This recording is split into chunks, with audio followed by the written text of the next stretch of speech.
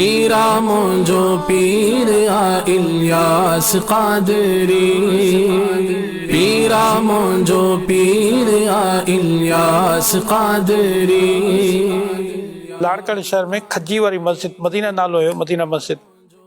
उन मस्जिद में वयमि, उते जॾहिं फैज़ान सुन्नत मां उर्दू में दर्स ॾिनो त उते कुझु वॾी उमिरि जा बुज़ुर्ग बि हुया, वॾी उमिरि वारा। उन्हनि चयो साईं असांखे उर्दू एतिरी सम्झ में नथी अचे, सिंधी में तव्हां दर्स ॾियो। अल्लाह अल्लाह अल्लाह। त पोइ मूं इस्लामाबाद खे चयो, बाद में अची ऐं मां कुझु पैसनि जी कापी वरिती ऐं पोइ रोज़ाना 2 सफ़ा लिखी करे इस्लामाबाद खे चेक कराए उनखे उते अल्हम्दुलिल्लाह ट्रांसलेशन डिपार्टमेंट ओॾी महिल खां शुरू थी वियो। ट्रांसलेशन जी बाद में ख़बर पई त हिंद में ऐं बंगाली वारनि बि कुझु शुरू कयो हुयो, लेकिन सिंधी फैज़ान सुन्नत जो उतां बाद में अल्हम्दुलिल्लाह जॾहिं मां यूनिवर्सिटी आयुसि हिते कराची में, त पोइ अल्हम्दुलिल्लाह सिंधी जो बाक़ाइदा प्रोजेक्ट अल्लाह जी रहमत सां।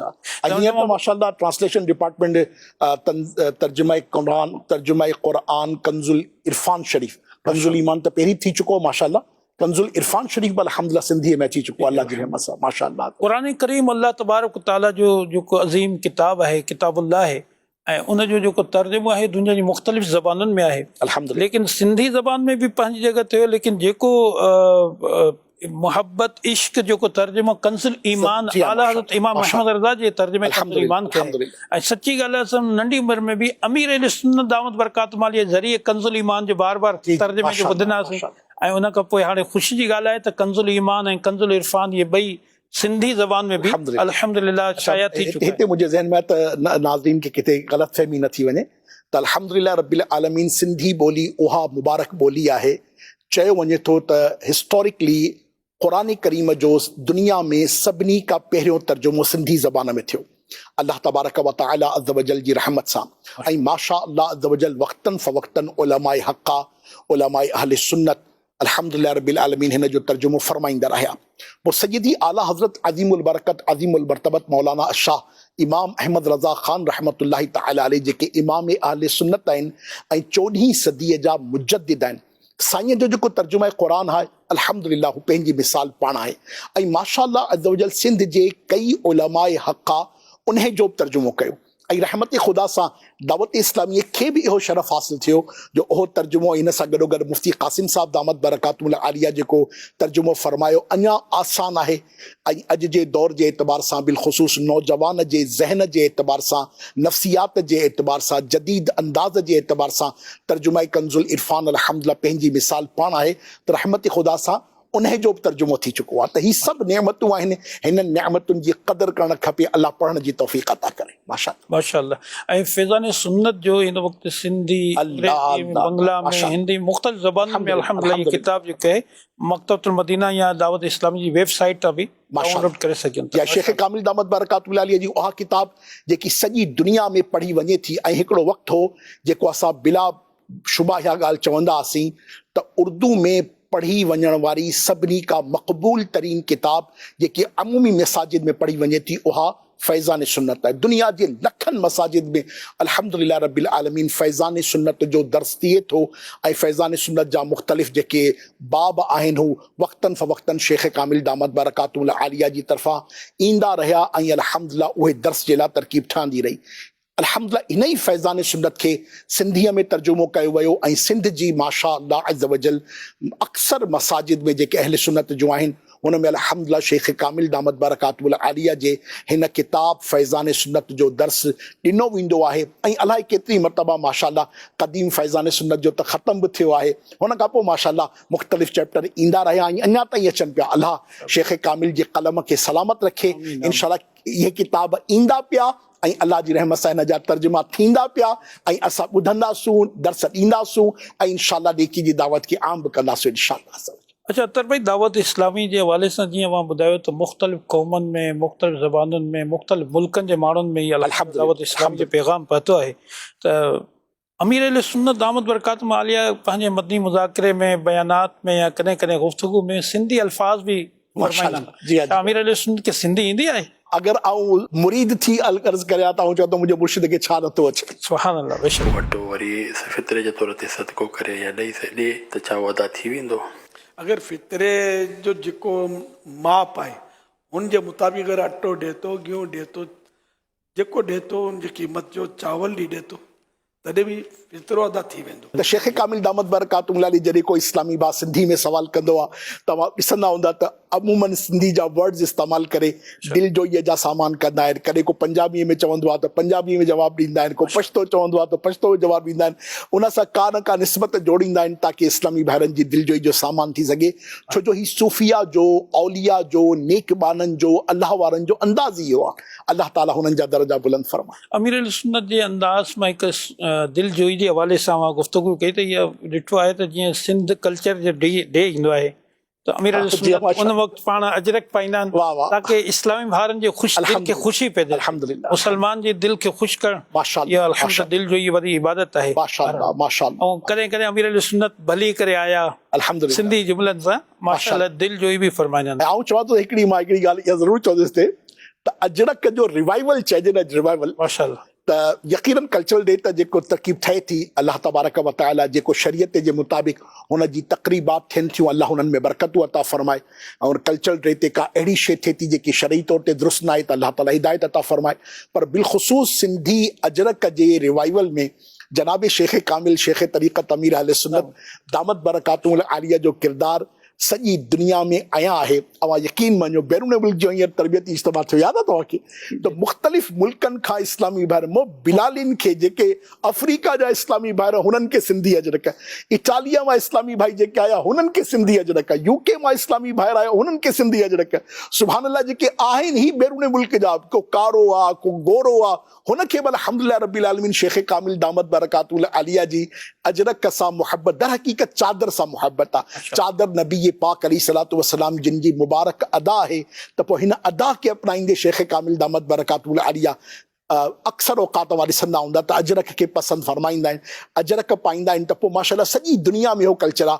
ऐं पुठे ॾींहुं पंजाब जे हिकिड़े अहम तरीन शहर में हुउसि ऐं हुते मुंहिंजो बयानात जो सिलसिलो हो त हुते प्रोफेशनल्स में मूं अल्हम्दुलिल्लाह रब्बिल आलमीन हिकिड़ो मीटअप हुन में मूं ॾिठा त वॾा वॾा डॉक्टर हुआ सर, ऐं हू माशाअल्लाह हुननि जे गलनि में बि अजरक हुई। मूंखे एॾी मतिलबु की हिकिड़ो इनफरादियत, छो जो अमूमी तौर ते पहिरीं अजरक सिंधी इस्लामी भाइर त पाईंदा आहिनि पर माशाअल्लाह अज़्ज़ वजल हिन अंदाज़ सां अजरक जो जेको हिकिड़ो रिवाइवल चइजे या जेकी दिलजोई जो सामान चइजे उहो पंहिंजी मिसाल पाण। दर हक़ीक़त नबी पाक जी सुन्नत आहे चादर पाण, त चादर जी अदा खे अपनाईंदे साईं जिन अजरक खे अपनायो आहे। ठीकु आहे। अमीर अल सुन्नत दामद बरकातुहू आलिया हिकु जुमिलो इहो बि फरमायो त जंहिं क़ौम जी का अहिड़ी रस्म जंहिंमें शरीयत जी का मुखालफ़त न आहे त उन्हनि जी दिलजोई जे लाइ उहा दिलि ख़ुशि थींदी ताकी उहो दीन जी तरफ़ माइल थियनि। जी हा माशाअल्लाह बिल्कुलु। मूंखे मकतबतुल मदीना जी ज़िमेदारी रही त उन्हनि ॾींहंनि में मूंखे साउथ अफ्रीका मुख़्तलिफ़ मुल्कनि में हुजनि अमीर अल सुन्नत जेकी चादर पाती आहे न इन ई कलर में असांखे त माशाअल्लाह ॿाहिरनि मुल्कनि में बि सिंधी अजरक खे मशहूरी हो इन हवाले सां। अच्छा, अमीर अल सुन्नत दामद बरकातुहू आलिया जी हूअ जेका असल मादरी ज़बान आहे उहा कहिड़ी आहे? साईं जिन पाण एक्चुअली साईं जिन जा जेके बाबा साईं आहिनि उहे बिलोंग कनि था हिंद खां इंडिया जे शहर कुतियाना जेको गुजरात जो हिकिड़ो ॻोठु आहे। ऐं साईं जिन पाण एक्चुअली मेमण आहिनि, जीअं अल्हम्दुलिल्लाह सिंधी मेमण हूंदा आहिनि ईअं जेके काठियावाड़ी मेमण असांजे सिंध में जेको हिकिड़ो अमूमी तौर ते चवरायो वेंदो आहे काठियावाड़ी मेमण, त साईं जेको आहे इंडियन काठियावाड़ जे जेको पूरो एरिया आहे हुन जा मेमण आहिनि कुतियाना जे इलाइक़े जा। त हीअं काठियावाड़ी मेमण साईं जिन आहिनि ऐं माशाअल्लाह कराची में वञी ॾिठो था त ॾाढी वॾी कम्यूनिटी आहे जेकी काठियावाड़ी मेमणनि जी आहे। त साईं जिन प्रॉपरली काठियावाड़ी मेमण आहिनि ऐं अवांजी जेकी मदर टंग आहे उहा मेमणी आहे। अच्छा, मेमनी ज़बान जेको वो थोड़ी काफ़ी हद ताईं सिंधी सां मिलंदो जुलंदो। बिल्कुलु, असल में अगरि आऊं पंहिंजी ॻाल्हि करियां त मूंखे मेमणी कीअं आई त बिल्कुलु इहा आहे मूंखे जो सिंधी प्रोनाउंसिएशन खे थोरो सो अगरि तव्हां गुजराती एक्सेंट्स में तरकीब ठाहियो त ऑटोमेटिक हिकिड़े लिहाज़ सां लॻंदो त मेमणी थी वई आहे अल्हम्दुलिल्लाह। अच्छा अतर भाई अल्हम्दुलिल्लाह माह रमज़ान मुबारक जो महीनो हली रहियो आहे ऐं हिन वक़्तु कराची में आलमी मदनी मरकज़ में कई मुख़्तलिफ़ मुल्क मां पाकिस्तान जे मुख़्तलिफ़ इलाइक़नि मां पूरे महीने जो एतिकाफ़ करण जे लाइ इस्लामी भाइर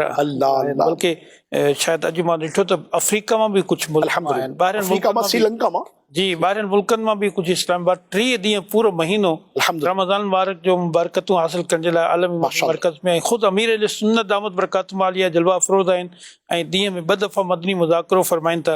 अवां असांजे सिंध जे इन्हनि इस्लामी भाइरनि खे छा दावत ॾिनो रमज़ान जे मुबारक महीने जी? जी बिल्कुलु, अवां बिल्कुलु सही फरमायो। अल्लाह तबारक व तआला रहमत जी नज़र करे। जनाब शेख काबिल जी ज़ाते बाबरकात, अल्लाह जी ॾाढी वॾी नेमत आहे। ऐं साईं जी बरकत सां जेको दावत इस्लामी जो दीनी माहौल मिलियो आहे, यकीन मञो आउं समटाइम पंहिंजे बयान में अर्ज़ु कंदो आहियां त ही अल्लाह जी तरफ़ां असांजे लाइ हुज्जत आहे। ख़ुदा जो कसम आहे, ही मौला जी तरफ़ां असांजे लाइ हुज्जत आहे त असां वरी सुधरी वञूं, असां वरी पंहिंजे पाण खे सिधो कयूं, असां वरी गुनाहनि खां निकिरी पंहिंजे पाण खे भलाईअ जे रस्ते ते आणियूं। ऐं रमज़ान शरीफ़ जो मुबारक महीनो ऐं एतिकाफ़ जी बरकतूं, सुभान अल्लाह, आख़िरी ॾहाको क़रीब आहे। ऐं थी सघे थो जेॾी महिल असांजो हीउ सिलसिलो अवां ॾिसंदा हुजो त या आख़िरी ॾहाको शुरू थी वियो हुजे या थियण वारो हुजे, त बहरहाल अल्लाह जंहिंखे तौफ़ीक़ ॾे त हू 10 ॾींहंनि जो आख़िरी सुन्नत एतिकाफ़ ज़रूरु करे। थी सघे त आलमी मदनी मरकज़ कराची ई अचनि, न त पंहिंजे शहरनि में, अल्हम्दुलिल्लाह सिंध जे तक़रीबन वॾे शहरनि में, बल्कि 10 ॾींहंनि जो एतिकाफ़ त नंढे शहरनि में बि अल्हम्दुलिल्लाह रब्बिल आलमीन थी रहियो आहे। दावत इस्लामीअ जे तरबियत वारे माहौल में इहे 10 ॾींहं गुज़ारियो। ख़ुदा जो कसम आहे, सॼी हयाती हिकिड़े पासे हूंदी, इहे 10 ॾींहं हिकिड़े पासे हूंदा। ऐं हिन 10 ॾींहं जी बरकतूं केतिरियूं आहिनि। नबी पाक अलैहिस्सलातु वस्सलाम जिन इरशाद फरमाइनि था त जीअं अल्लाह तबारक व तआला जी रिज़ा जे लाइ रमज़ान जे आख़िरी अशरे जो एतिकाफ़ कयो, अल्लाह तबारक व तआला हुन जे ऐं जहन्नम जे विच में 3 खंदकूं, खंदकुनि माना एॾा एॾा वॾा गढ़ा, छा लफ़्ज़ इस्तेमालु कंदासीं खंदकुनि जे लाइ, खद चइबो आहे, एॾा वॾा खॾ बणाए छॾींदो जेतिरो फ़ासिलो ज़मीन ऐं आसमान जे दरमियान आहे। 3 खंदकूं यानी 3 एतिरा वॾा खॾ हुन जे जहन्नम जे विच में ठाहिया वेंदा। ॾाढी वॾी नेमत आहे, ॾाढी वॾी बरकत आहे। ऐं वक़्तु अचे पियो, अची वियो आहे, हिमत करियो। 10 ॾींहं न त घटि में घटि 3 ॾींहं ज़रूरु बिल ज़रूरु दावत इस्लामीअ वारनि सां गॾु एतिकाफ़ करियो।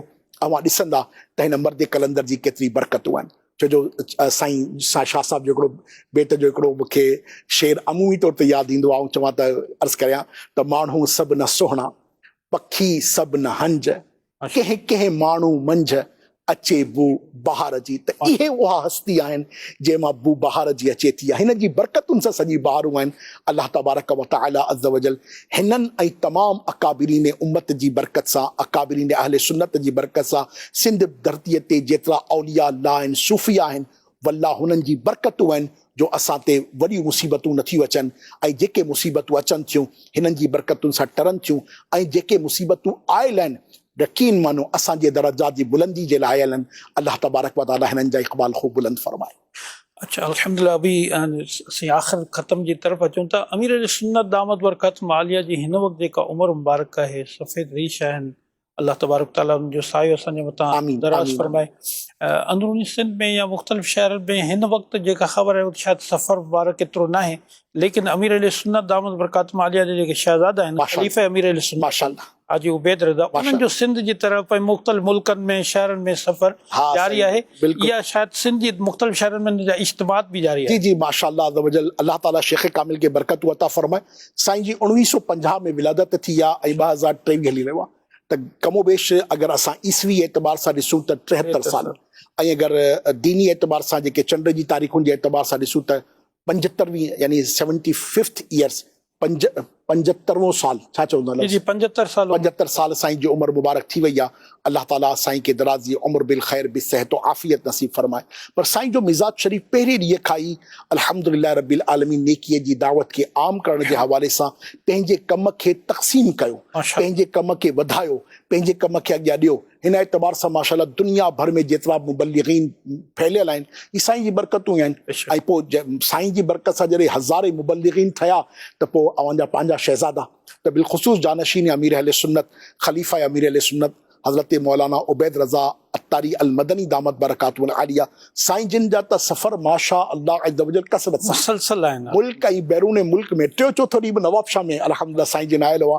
ऐं मूंखे हुते जे इस्लामी भाइरनि माशाअल्लाह मोकिलिया त साईं जिन कीअं दिलजोई जो सामान कनि पिया। ऐं माशाअल्लाह वक़्तन फ़वक़्तन यानी जेको मेन ट्रैक आहे स्पेशली कराची खां वठी सखर ताईं, हिते त मुख़्तलिफ़ शहरनि में माशाअल्लाह सिंध में सफ़र थींदो ई थींदो आहे। रहंदो ई रहंदो आहे ऐं आउं चवां त हर महीने ॾेढ महीने में सफ़र थींदो आहे त ग़लति न हूंदो। हीअं ई माशाअल्लाह अज़ वजल असां अॻियां हलूं पंजाब में, त पंजाब में जंहिं शहर में असां वियासीं हर को ॿुधाईंदो त जानशीन पाक माशाअल्लाह अज़ वजल अभी कुछ अर्सा पहले आए, कभी कुछ दिन पहले आए, त अल्लाह ताला जी रहमत सां अल्लाह जा इहे नेकबाना सफ़र कनि पिया। बांग्लादेश साईं जा सफ़र, अफ्रीका साईं जा सफ़र, यूके साईं जो सफ़र, यूरोप साईं जो सफ़र ऐं नेकी जी दावत जे आम करण जे मामले में माशाअल्लाह जानशीन पाक जा, निगरान शूरा जा, अराकीन शूरा जा सफ़र जारी सारी आहिनि अल्हम्दुलिल्लाह। अच्छा ही अख्तर भाई ये बतायो तो इन वक्त दावत इस्लामी मुख्तलिफ शोबन में कम त करे रही है, दीनी खिदमत वग़ैरह जो अल्हम्दुलिल्लाह सिलसिलो असीं ॿुधंदा आहियूं ऐं इन जी प्रचार भी आहे, लेकिन ही जेको मुसलमाननि में जीअं ॿोध आई सिंध में ऐं पंजाब जे कुझु इलाइक़नि में या ॿियूं जेके आज़माइशूं अचनि थियूं, छा इन हवाले सां भी दावत इस्लामी कुझु ख़िदमत करे रही आहे?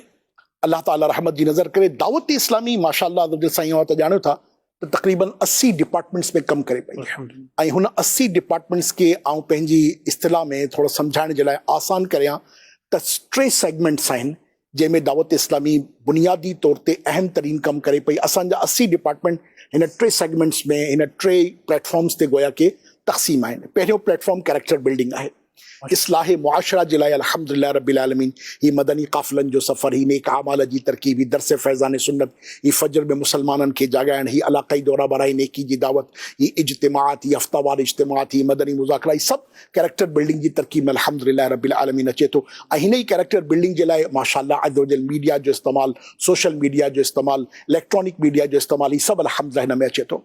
ॿियो जेको सेगमेंट आहे उहो एजुकेशन जो सेगमेंट आहे। त जहालत जे अंधेरे खां इल्म जी रोशनी जी तरफ़ जेको दावत इस्लामी अल्हम्दुलिल्लाह रब्बिल आलमीन सफ़र करायो आहे, ही तारीख़ में पंहिंजी मिसाल पाण आहे। त हिकिड़े प्लेटफॉर्म जे हेठां माशाअल्लाह अज़ वजल एतिरा क़ुरान करीम जा इतारा, एतिरा दरस निज़ामीअ जा इतारा, एतिरा स्कूल ऐं माशाअल्लाह डिस्टेंस लर्निंग जा इदारा, ही पंहिंजी मिसाल पाण आहे। अल्हम्दुलिल्लाह रब्बिल आलमीन हिन वक़्तु कमो बेश 8.5 लख जे क़रीब, 8.5 लख जे क़रीब स्टूडेंट्स 2-2.5 सालनि जे ॿार खां वठी ऐं अल्हम्दुलिल्लाह 60 साल जे ज़ईफ़ ताईं बि माशाअल्लाह असांजे इदारनि में इस्लामी ॿाहिरि क़ुरान करीम जी तालीम हासिल कनि पिया, दरस निज़ामी जी तालीम हासिल पर दुनिया जे मुख़्तलिफ़ मुल्कनि में डिस्टेंस लर्निंग जे तरकीब में फैज़ान ऑनलाइन अकेडमी जे तहत तालीम हासिल कनि पिया, दारुल मदीना जे ज़रिए एकेडमिक एजुकेशन प्लस अल्हम्दुलिल्लाह शरिया अप्लाइंस जेको स्कूलिंग जी तरकीब आहे उहे सूरत ठहे पई। त 8.5 लख जे क़रीब स्टूडेंट आहिनि। त इहो ॿियो सेगमेंट आहे जेको एजुकेशन ते कमु करे पियो। टियों सेगमेंट जेको वेलफेयर जो तरकीब ठाहे पियो ऐं बिलख़ुसूस जंहिंखे अवां ॾिसंदा हूंदा त कोविड में अल्हम्दुलिल्लाह हिन शोबे खे असां स्पेशल हाईलाइट कयो। शोबो त पहिरीं बि ठहियलु यादि हुजे तव्हांखे, 2005 में जॾहिं ज़लज़लो आयो कश्मीर में, ओॾी महिल बि अल्हम्दुलिल्लाह दावत इस्लामी वेलफेयर जो कमु कयो ऐं हिन खां पोइ वक़्तनि फ़वक़्तनि जीअं औरंगिया जे मुसलमाननि ते आज़माइश आई त ओॾी महिल असां कमु कयो। हिंद में हिकिड़े दफ़ा आज़माइश आई, हुते असांजे आशिक़ान रसूल कमु कयो।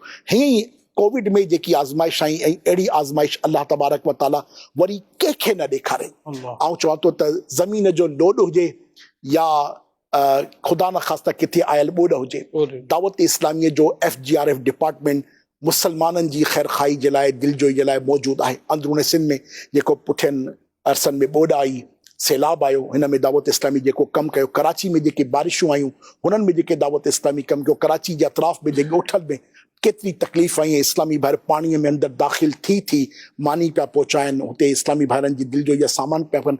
केतिरनि ई ॻोठनि खे मोई तव्हां विज़िट कयो, यादि हुजे निगरान शूरा स्पेशल टास्क ॾेई मोकिलियो ऐं असां वियासीं।